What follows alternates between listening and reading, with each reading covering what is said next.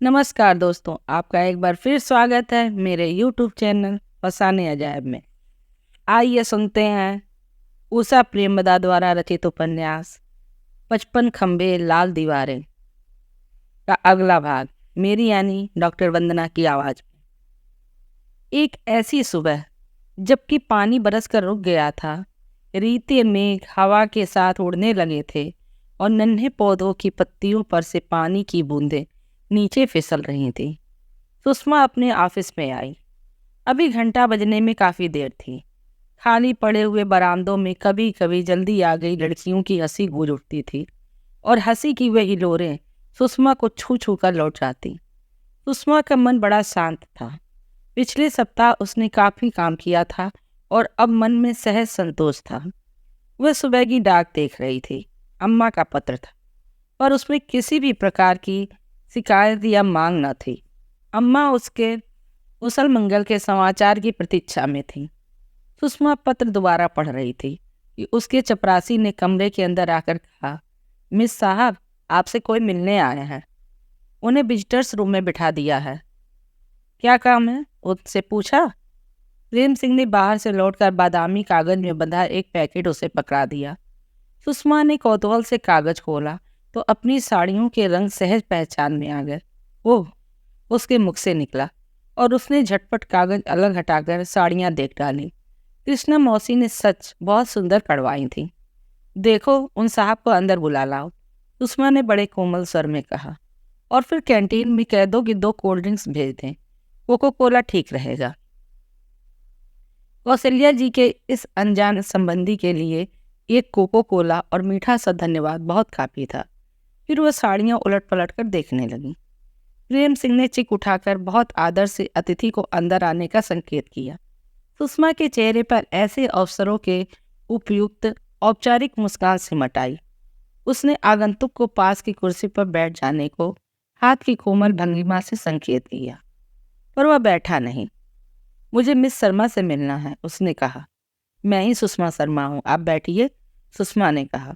कुछ देर अविश्वासपूर्ण दृष्टि से उसे देखते हुए कहा, मैं लखनऊ से आ रहा था, तब आपकी आंटी ने मुझे ये साड़ियाँ दी थीं, पर मैं इधर आ ही न सका।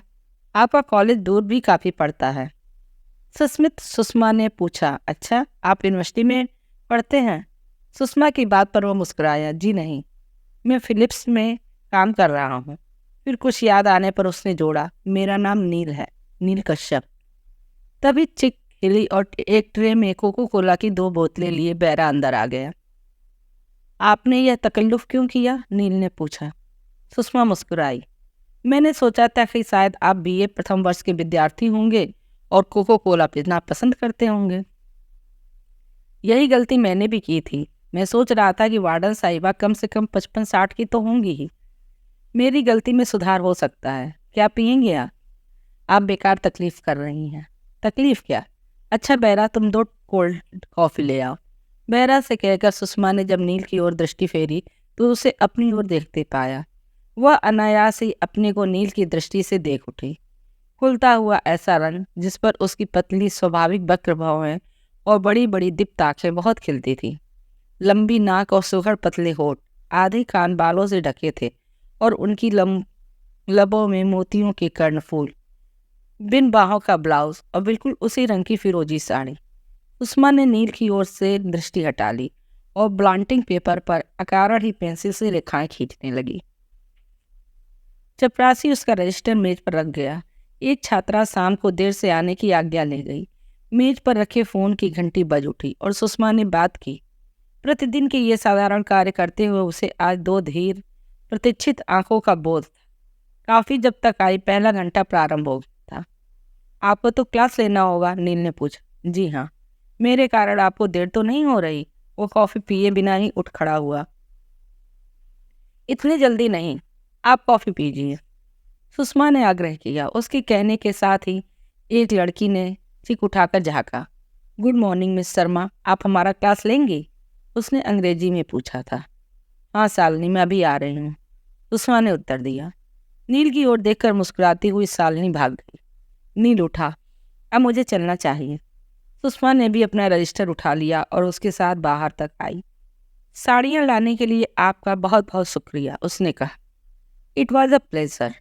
नील के स्वर में केवल औपचारिकता ही थी। कौशल्या जी का फोन पाकर सुषमा आश्चर्य में पड़ गई। फिर भी उसने उन्हें आने को आमंत्रित कर दिया। कॉलेज से लौटकर घर आई और भौरी को शाम की चाय के लिए कुछ सामान लाने का आदेश देकर वह अपना कमरा ठीक करने लगी। उसकी इच्छा थी कि कौशल्या जी आकर देखें कि वो कितनी अच्छी तरह रहती है। उसे किसी चीज़ की कमी नहीं है। उसकी भी ऊंची पोजीशन है, इज्जत है। उसने कारपेट झड़वाया, फर्नीचर खिसका कर नए क्रम से रखा। कभी ही कभी इस्तेमाल किए जाने वाले मेज पोस्ट और कुशन कवर निकाल कर सजाए। अपने शयन कक्ष में भी उसने स्वयं सफाई की और उनके आने से पहले तैयार हो गई। उसने मुंगिया रंग की चंदेरी की साड़ी और वैसे ही रंग का बिना बाहों का ब्लाउज पहना। गले में नीली डोरी में पिरोए मोती की एक लड़ डाल दी, जिसका छोटा सा नीला पुंदना भी पीठ पर लटक रहा था। कौशल्या जी के साथ नील को भी देख उसे मन में हल्का सा विस्मय हुआ। फिर उसने जाना कि वह अपने को झुठला रही थी। उन्हें नील के साथ तो आना ही था। इसे तो जानती ही होगी सुषमा, कौशल्या जी ने बैठते हुए पूछा। सुषमा उनके पास सोफे की पीठ पर हाथ टिकाकर खड़ी हो गई। हल्की सी मुस्कुराहट में नील को भी सम्मिलित कर उसने कहा, जी कल आप ही तो साड़ियाँ दे गए थे। कौशल्या जी को संतोष नहीं हुआ। बड़े दादा का लड़का है, यहाँ फिलिप्स की फॉर्म में नौकर है। बड़ी अच्छी नौकरी है, यही हेली रोड पे छोटे दादा के साथ रहता है। सुषमा ने परिचय चुपचाप सुन लिया। तुम्हें साड़ियाँ पसंद आई? जी हाँ, बहुत सुंदर है। मैंने कल आकर पहला काम यही किया कि इसे भेजा। आता ही ना था, कहता था कि मैं वहाँ गर्ल्स कॉलेज में जाकर क्या करूँगा। बड़ी मुश्किल से आया और सुबह बोला, बुआ उनसे मिलने नहीं चलोगी?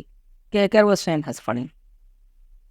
सुषमा ने बात संभालते हुए कहा, अच्छा ही किया आप आ गई। इस परदेश में कोई अपना मिल जाता है तो बड़ी खुशी होती है। कमरा तो तुमने बहुत अच्छा सजाया है। यह मेजपोश तुमने ही काढ़े हैं? नहीं आंटी, मुझे फुर्सत कहाँ। निरुपमा है मेरी छोटी बहन, उसने काढ़े हैं। कृष्णा कहती थी कि वह सुंदर भी है। अभी कहीं शादी तय नहीं हुई? अभी तो कहीं नहीं हुई, सुषमा बोली। नील चुप बैठा प्रशंसापूर्ण दृष्टि से सुषमा का कमरा देख रहा था।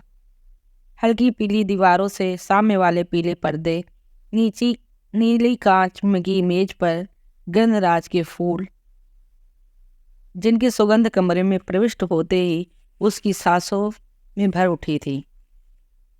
रह रहकर नील की दृष्टि सुषमा की ओर उड़ जाती। सुषमा की लंबी पलकों के नीचे नेत्रों की मोतियां आभा उसके होठों की गड़न में सहज कोमलता थी। उसका स्वर बहुत सदा और मृदु था। साधारण औपचारिक बातें करते हुए भी उसकी मिठास कम न हुई थी। कौशल्या जी से बातें करते हुए सुषमा की दृष्टि कभी कभी नील की ओर फिसल जाती। नील के आचरण का सहज खुलापन मन को कहीं छू गया था।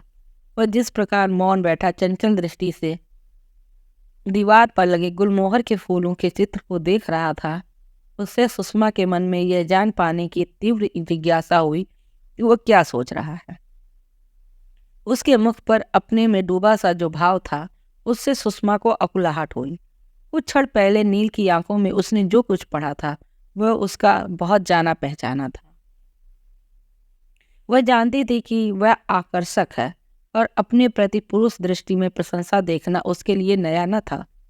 पर नील की दृष्टि में मात्र प्रशंसा न थी, जो कुछ उसमें था वह सुषमा झेल ना सकी। उसने कौशल्या जी से कहा, आपके लिए चाय मंगवाऊं? वह उठकर अंदर बरामदे के दरवाजे तक गई। उसने नील का स्वर सुना, मेरे लिए कोको कोला मंगवाइएगा। एक हाथ में पर्दा थामे सुषमा ने मुड़कर देखा। नील की आंखों में कौतुक और हंसी का मिश्रण था और सुषमा की आंखों में बड़ी प्यारी झड़की। उसने पर्दा छोड़ दिया और अंदर चली गई। मोहरी ट्रे में सामान सजाकर ले आई और मेज पर रखने लगी। उसके जाने के बाद कौशल्या जी ने पूछा, यह तुम्हारी नौकरानी है? ठीक काम करती है? बड़ी फूहड़ है आंटी, मगर सीधी और ईमानदार है, इसलिए रखी है। सुषमा ने प्यालों से चाय बनाई। नील को प्याला देती हुई बोली, आज चाय पी लीजिए। हाथ में प्याला लेते हुए नील ने कौशल्या जी की ओर मुड़कर कहा, बुआ इन्होंने मुझे छोटा सा कोको कोला पीने वाला लड़का समझ रखा था। मुझे देखकर बहुत चकराई। और आपने नहीं? सुषमा ने कहा, मुझे बूढ़ी सूखी बार्डन समझ रखा। पता नहीं आप कैसे अनुशासन रख पाती होंगी। मैं तो आपसे बिल्कुल भी न डरूं। नील की गंभीर आंखें उस समय शरारत से चमक रही थीं। आपको मैं हॉस्टल में रखूंगी ही क्यों? सुषमा ने तुरंत कहा। कौशल्या जी ने मुस्कुरा कर कहा, आज नील को अपना जवाब मिल गया। घर में किसी की हिम्मत इससे उलझने की नहीं है।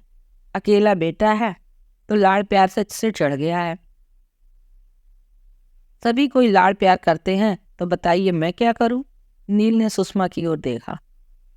मैं क्या कहूँ, मैंने स्वयं अपने भाई को लाड़ प्यार से बिगाड़ दिया है। संजय के ख्याल से सुषमा का मुख खिल उठा। उसने कौशल्या जी की ओर देखकर कहा, बहुत दुष्ट है वो। उसे विश्वास है ना, कुछ भी करें जीजी उसकी बात संभाल लेंगी।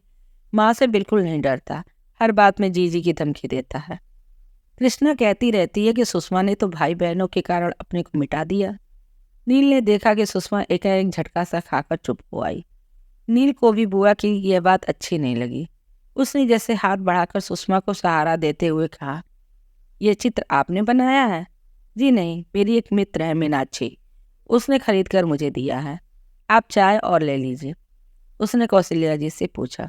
नहीं सुषमा, घर से ही चाय पीकर चली थी। आप?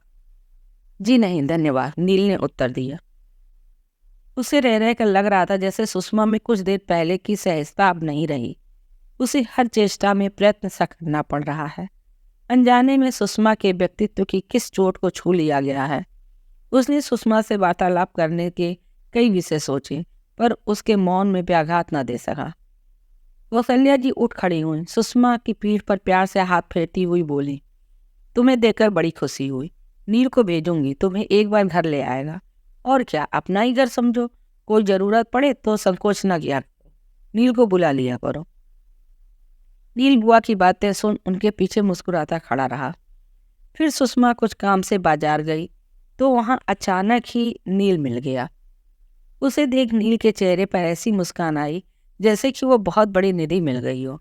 आग्रह कर वो सुषमा को वहां से एक रेस्टोरेंट में ले गया और ऑर्डर देकर बोला, आप नियति पर विश्वास करती हैं?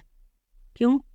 मैं आज यही सोच रहा था कि अभी कल ही तो आपके साथ गया था, अब कैसे जाऊं, पर देखिए आप मिल गई। सुषमा को लगा कि नील की इस बात में उसे बहुत बुरा लगना चाहिए। अब उसे नील को झिड़क देना चाहिए, क्योंकि कहीं बात बिगड़ ना जाए। वो सीमाएं लादने लगा है। उसके इस द्वंद्व को भाप कर नील ने बड़ी गंभीरता से कहा, आप मेरी बात पर नाराज तो नहीं हो गई? मैंने तो सोचा था जो और वही कह दिया। चायदानी का ढकना उठाकर नीचे देखते हुए बिना मुस्कुराए बुरा सा मानते हुए सुषमा ने कहा, फिर कभी ना कहिएगा। डांट खाए से बच्चे की तरह नील ने कहा, नहीं कहूँगा, पर सोचने पर तो प्रतिबंध नहीं लगा सकेंगी ना आप। उस समय सुषमा को नील बहुत ही प्रिय दर्शन लगा। बताया नहीं आपने? सुषमा को अपनी ओर देखते पार नील ने कहा, चाय पीजिए। सुषमा चाय छानने लगी। आप लोगों में, मेरा मतलब टीचर्स में, बस यही तो खराबी होती है, हर जगह ऑर्डर देने लगती हैं। अब आप ही हैं, नन्ही गुड़िया सी लगती हैं, पर रौब इतना कि डर लगे। न जाने क्या क्या जिम्मेदारियां ले रखी हैं, वार्डन, लेक्चरर। ये सुनकर न चाहते हुए भी सुषमा के होठों के कोनों के ऊपर हंसी सी आ गई। वो जानती थी कि वो अपनी आयु से बहुत छोटी दिखती है। नील के मुंह से ये बात सुनकर उसे भला सा लगा।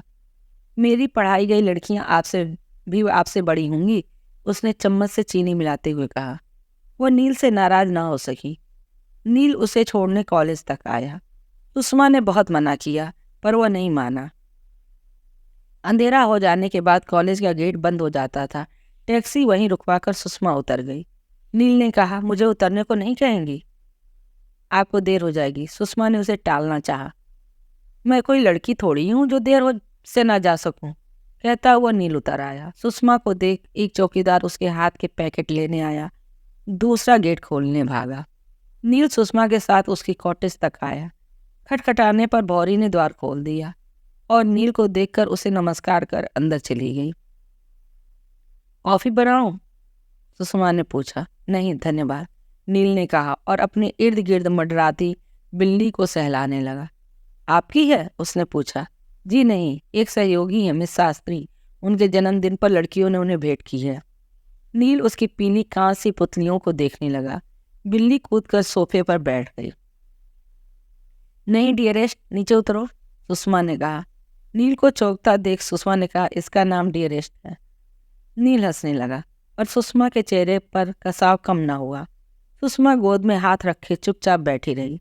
हल्के पीले रंग के सेट से कमरे के कुछ भाग में प्रकाश झरता रहा। सुषमा का साड़ी का किनारा रह रहकर प्रकाश की किरणों को बांध लेता। नील सोफे में बैठा कुछ गुस्सा डियरेट की पीठ पर हल्के हल्के हाथ फेरने लगा। फिर उसने सुषमा की ओर मुड़कर कहा, आप सचमुच नाराज हो गई? उसका स्वर बहुत मंद था और अब उसमें पश्चाताप की भी खनक थी। सुषमा कुछ नहीं बोली, नील को देखती मर रही। नील उठ खड़ा हुआ। आप चुप है, इसलिए लग रहा है कि मुझसे कोई बड़ा दोष हो गया। मैं स्वयं अनुभव कर रहा हूँ कि मेरा आना आपको अच्छा नहीं लगा। सुषमा तब भी कुछ न कह पाई। अपने अंदर उठते मिश्रित भाव की व्याख्या करने में वह असमर्थ रही। अभी अभी जिस तरह नील झुककर डियरेस्ट को सहला रहा था, सुषमा को बड़ा भला लग रहा था, पर साथ ही यह भी उसे लग रहा था कि रात में नील का उसके साथ आना उचित न था। वह बेफिक्र तड़मनी तो नहीं, उसकी हर क्रिया को सूक्ष्म दृष्टि से देखा जाता है। बेकार में ऐसी बातों को क्यों जन्म दिया जाए? पर वह यह सब करती कैसे? नील समझेगा कि वह इस छोटी सी बात को अनावश्यक महत्व दे रही है। रात के 9:30 बजे यदि टैक्सी पर पहुंचाने चला ही आया तो ऐसा क्या हो गया? नील ने उसके मुख पर अनिश्चय को पढ़। उसे भी यह महसूस होने लगा। सुषमा के अनायास मिल जाने पर उसे लगा कि यह शाम अधिक रंगीन हो उठी है। सुषमा जब चलने को उठी तो उसे एकाएक लग आया कि वो बहुत अकेला हो जाएगा। उसके साथ कुछ और समय बिताने के मोह में वो यहाँ साथ चला आया था। अच्छा, अब मैं जा रहा हूँ, गुड नाइट, नील कह उठा। वह कमरे से बाहर हो गया तो सुषमा ने जगकर कहा, सुनिए तो। नील नहीं रुका और लंबे लंबे कदम रखता हुआ बिना मुंह मोड़े बिना पीछे देखे चलता गया। उसके जूतों के नीचे रौदी जाती बजरी का शब्द सुनाई दे रहा था। सुषमा अपने बरामदे में खड़ी निरुपाय सी उसे जाते देखती रही। नील को उसने अकारण ही आहत कर दिया है, इसे वह जान रही थी, पर वह किसी अदृश्य मर्यादाओं में बंधी है। वह नील को कैसे समझाए? वह देखती रही कि टीले के पीछे से खड़खड़ाती एक बस आई और नील उसमें चढ़ गया। बस के जाने के बाद फिर उस नीची सड़क पर सन्नाटा लौट आया। दोनों चौकीदार फाटक के पास चुप बैठे रहे और डियरेस्ट सुषमा के पैरों में लिपटी रही।